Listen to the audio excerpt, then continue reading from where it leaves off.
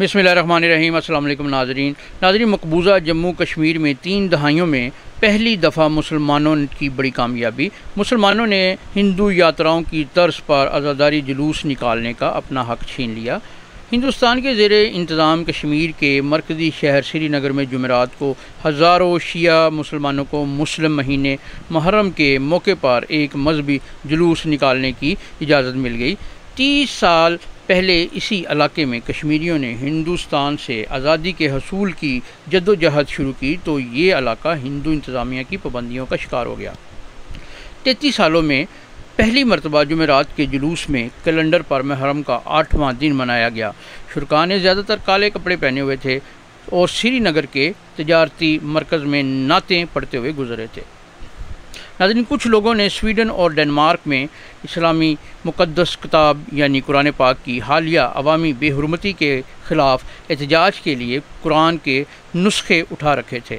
محرم شیعہ مسلمانوں کے لیے مقدس ترین مہینوں میں سے ہے اور موجودہ عراق میں 7ویں صدی میں کربلا کی جنگ میں پیغمبر اسلام کے نواسے امام حسین اور ان کے 72 ساتھیوں کی شہادت کا دن بھی ہے۔ ان کی وفات پر سوگ محرم کے 10ویں دن عاشورہ کو اپنے عروج پر پہنچ جاتا ہے۔ 8ویں اور 10ویں تاریخ کو مرکزی محرم کے اجتماعات جو شہر کے وسط سے گزرتے تھے، 1 سال بعد یعنی 1999 میں ایک مسلح شورش ہونے کے بعد سے پابندی کا شکار ہو گیا۔ اس علاقے میں جلوس بھارت سے آزادی یا اس کے ہمسایہ ملک پاکستان کے ساتھ الحاق کے مطالبے پر پابندی کا شکار ہوا۔ تاہم محرم کے جلوس کو ہندوستانی کنٹرول والے حصے میں دوسری جگہ پر اجازت تھی۔ اس واقعے کے نتیجے میں دسیوں ہزاروں شہری باغی اور سرکاری فوج ہلاک ہو چکے ہیں۔ پچھلے سالوں میں متعدد سوگواران نے پابندیوں کے خلاف ورزی کرنے کی کوشش کی جو اکثر پولیس کے ساتھ جھڑپوں اور آنسو گیس کی فائرنگ کا باعث بنے۔ حکام نے کہا کہ پابندی ہٹانے کا فیصلہ اس وقت کیا گیا ہے جب حالیہ برسوں میں خطے میں مجموعی طور پر سیکیورٹی کی صورتحال بہتر ہے۔ سری نگر کے سول ایڈمنسٹریٹر محمد اعجاز نے کہا کہ یہ جلوس تھا۔ یہ پابندیاں شیعہ رہنماؤں اور حکومتی اہلکاروں کے درمیان ہونے والی بات چیت کے بعد اٹھائی گئی ہے۔ حکام نے شرائط کا ایک سلسلہ عائد کیا جس میں یہ بھی شامل ہے کہ شرکاء کو ملک مخالف نعرے یا پروپیگنڈا یا کسی قومی علامت کی بے عزتی کرنے کے لیے استعمال نہیں کیا جائے گا۔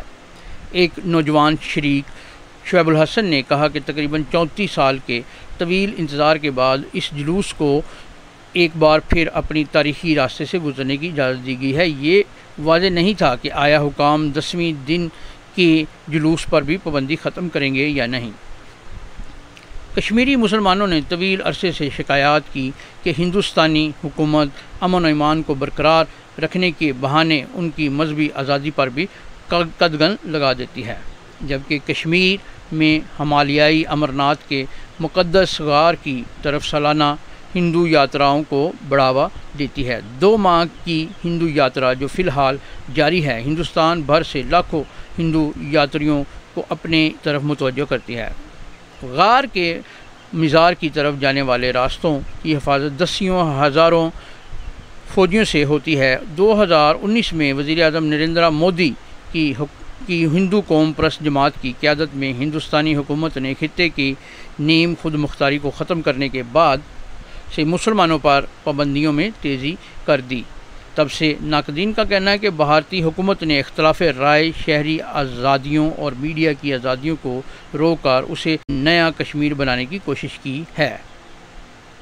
حکام نے خطے کے چیف عالم دین اور سرکردہ علیحدگی پسند رہنماؤں میر وائز عمر فاروق کو بھی ان کے گھر میں محدود کر دیا ہے اور علاقے کی مرکزی مسجد میں بڑی اجتماعی نمازوں پر پابندی لگا دی ہے۔